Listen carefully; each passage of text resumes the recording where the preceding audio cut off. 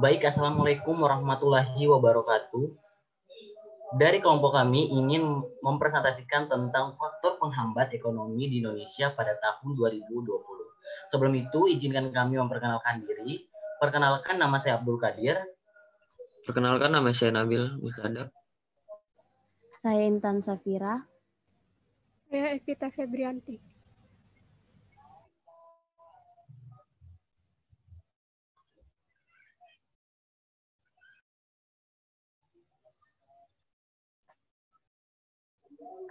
Next slide.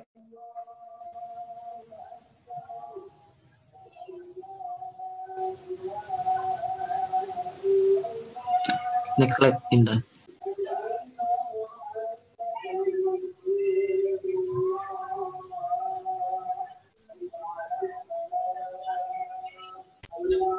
Baik, yang pertama itu ada latar belakang. Banyak banget faktor yang mempengaruhi pertumbuhan ekonomi di suatu negara, mulai dari manusia sampai kemajuan teknologi yang berperan besar dalam merangsang pertumbuhan ekonomi. Indikator pertumbuhan ekonomi ini dijadikan sebagai target utama bagi tiap pemerintah di suatu negara demi memastikan bahwa negaranya ini bergerak lebih maju dan lebih baik lagi. Jika pertumbuhan ekonomi ini merosot, tentu saja mereka harus berpikir keras bagaimana cara untuk mengembalikannya.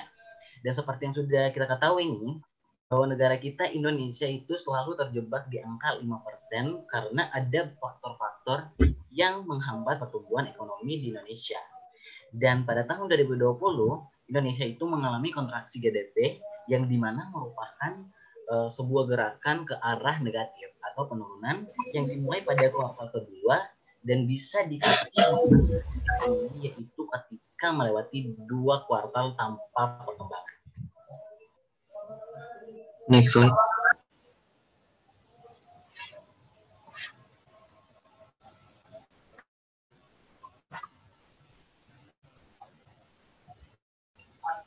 Next, Intan.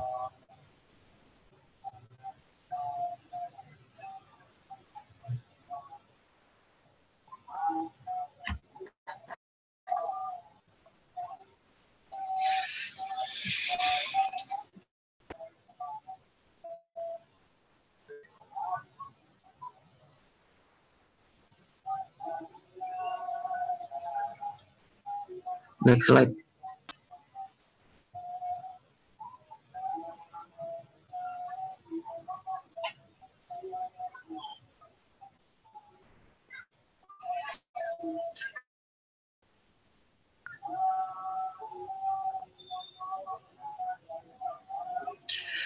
Faktor permasalahan. Yang pertama karena adanya COVID-19 menyebabkan mobilitas penduduk kita terhambat.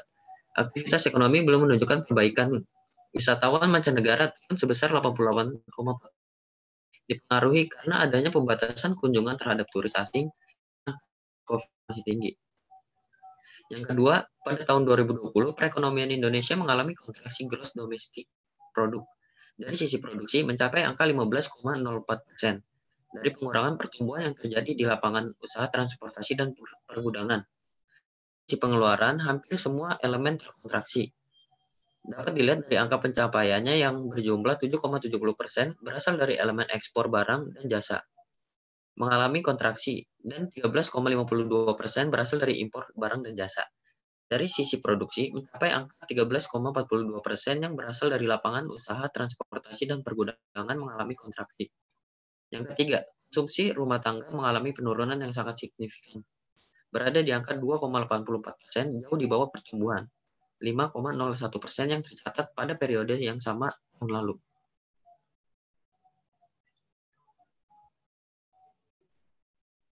Di sini kami sudah menyiapkan beberapa data untuk memperkuat argumen dari presentasi kami. Yang pertama itu ada data pertumbuhan ekonomi Indonesia pada masa pandemi.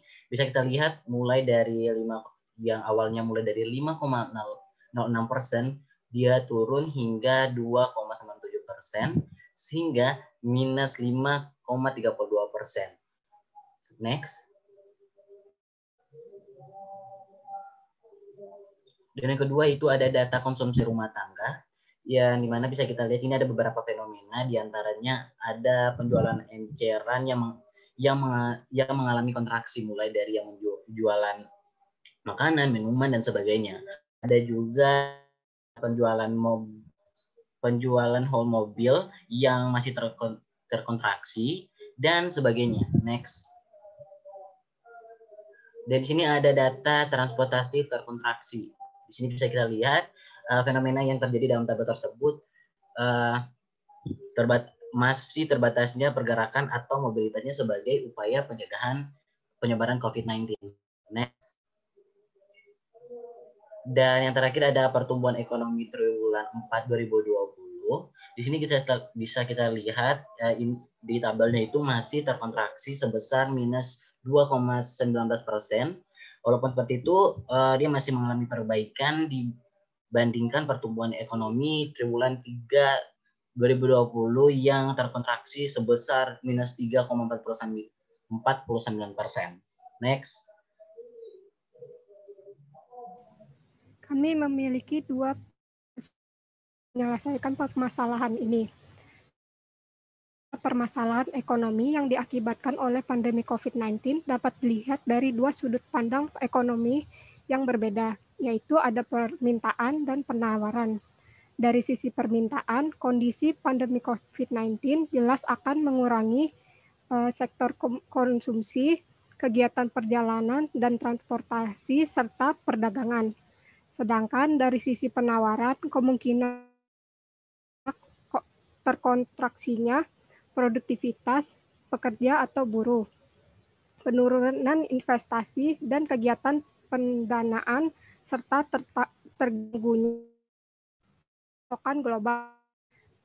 Itu fungsinya mendesak pemerintah untuk membuat kebijakan yang sebaiknya diarahkan pada upaya mendorong percepatan pemulihan ekonomi nasional. Salah satunya yaitu dengan mempercepat realisasi belanja pemerintah. Yang kedua, kondisi pandemi COVID-19 jelas akan mengurangi sektor konsumsi, kegiatan perjalanan dan transportasi, serta perdagangan, sedangkan dari siaran kemungkinan besar akan terjadi adalah konstruksinya produktivitas pekerja atau buruh, penurunan investasi dan kegiatan pendanaan, serta terganggunya rantai pasokan global atau global value.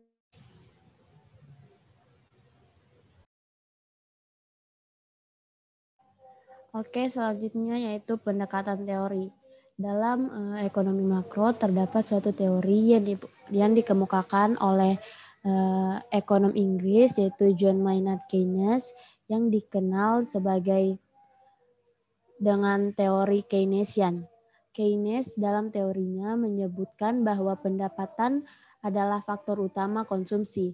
Fungsi konsumsi atau fungsi konsumsi Keynesian adalah rumus ekonomi yang mempresentasikan hubungan fungsional antara konsumsi total dan pendapatan nasional.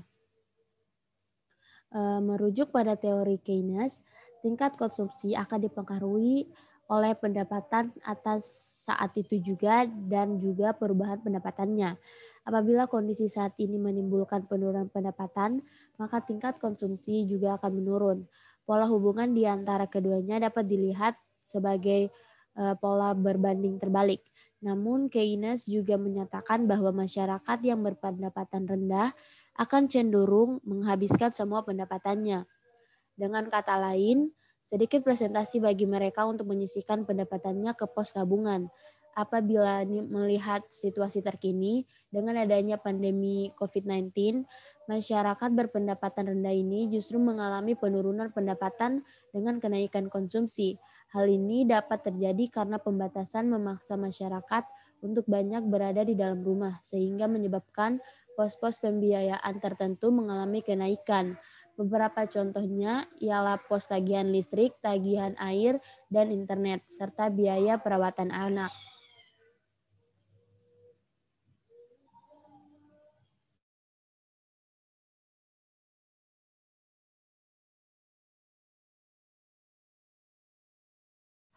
Kesimpulan.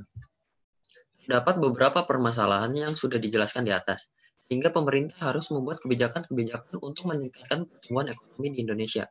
Perekonomian Indonesia pada tahun 2020 telah mengalami kontraksi GDP, dan pertumbuhan perekonomian di Indonesia tidak mengalami perubahan yang dimana selalu terjebak di angka 5%. Perekonomian Indonesia perlahan-lahan mengalami pemulihan pada paruh kedua tahun 2020.